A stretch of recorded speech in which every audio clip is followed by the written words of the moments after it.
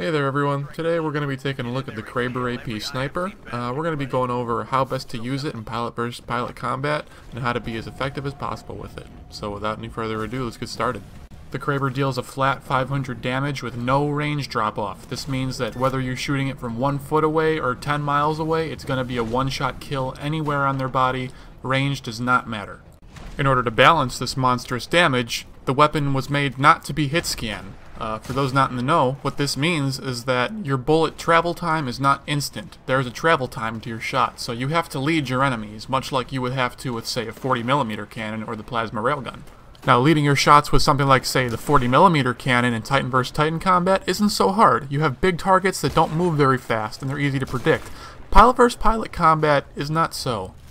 With that in mind, you'll notice that I'm using the AOG scope. This is the lowest zoom scope available for the Kraber AP Sniper, and it's going to allow me to use the weapon at closer ranges more effectively than any of the other scopes. I'm not interested in sniping at long ranges because I have to lead my targets, and that's just not conducive to the movement system in this game.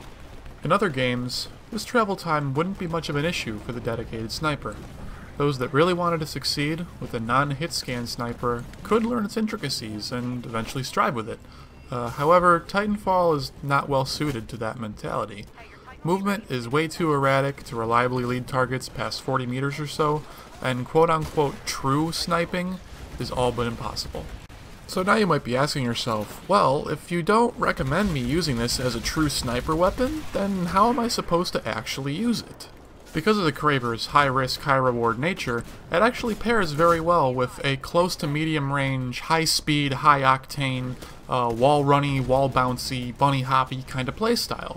What this means is that if you limit yourself to plinking away at guys at medium ranges just from rooftops and walking around or holding still trying to line up shots, you're not going to have very much success with this weapon. It's just not built to do that.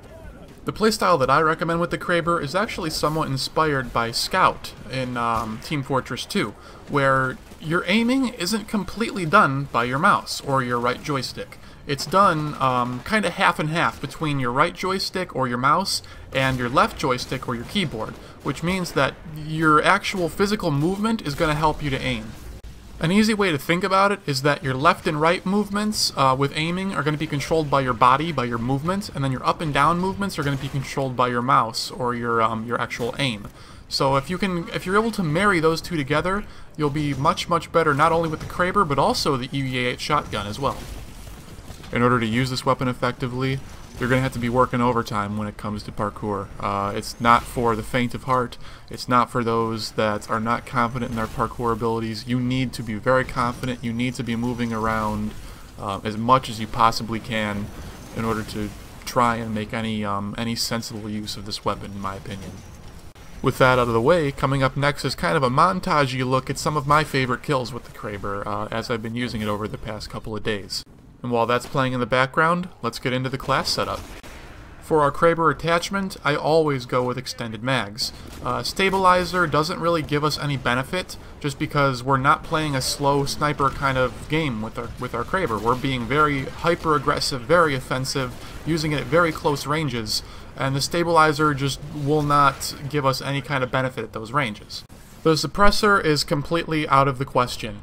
It brings your damage from 500 all the way down to 190, so now you're not dealing one-shot kills anymore.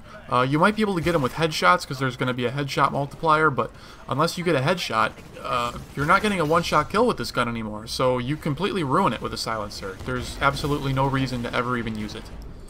As I stated before, the AOG scope allows you the most versatility at close ranges.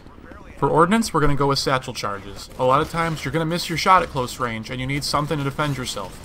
Other than your secondary weapon, what better to do that than satchel charges? We're not playing slow enough to make arc mines truly useful, and frag and arc grenades are just plain too slow. Satchels kill the absolute fastest of any Ordnance, and that's what we need to do to defend ourselves sometimes. So given our high-octane playstyle, Stim is going to be the only really viable choice in tactical ability. It's going to allow us to heal ourselves mid-combat as well as speed ourselves up, and it just gives us the greatest chance of staying alive and getting our kill off. For our kits, I like Power Cell and Mini Detector.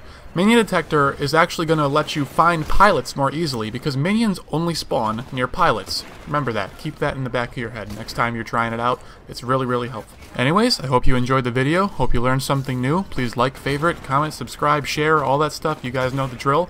Thanks for watching, and we'll see you next time.